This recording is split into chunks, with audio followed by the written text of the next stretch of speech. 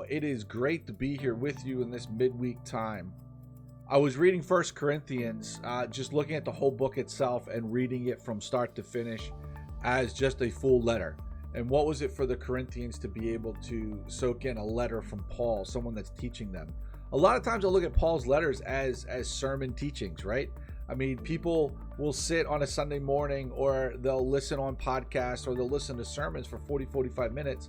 But yet to sit and read what Paul wrote is amazing to me.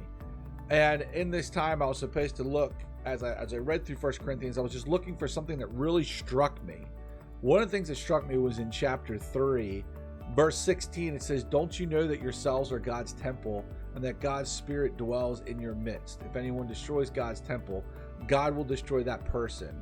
For God's temple is sacred and you together are that temple."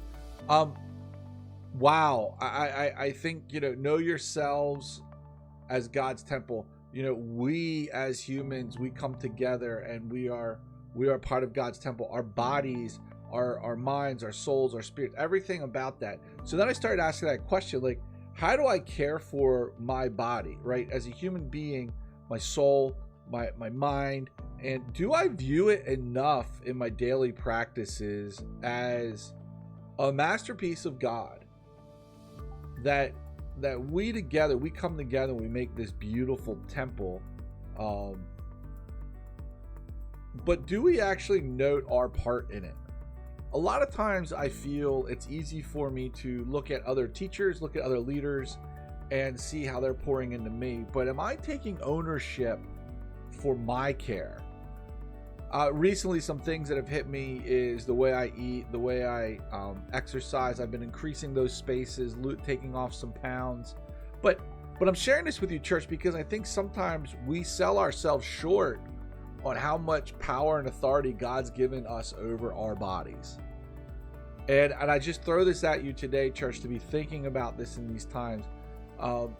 It's very easy to go out and read a lot of articles, but simple practices that I've started is drinking 2 glasses of water in the morning just to help keep my body moving and refreshing. Water is a major piece. I've cut down on the soda to practically nothing, the sweet drinks, things, because I'm starting to own the fact that this is my body, a gift from God. Like, yes, he's given me my spirit, and yes, he's given me my mind, but also at the same time, he's giving me this body to move with.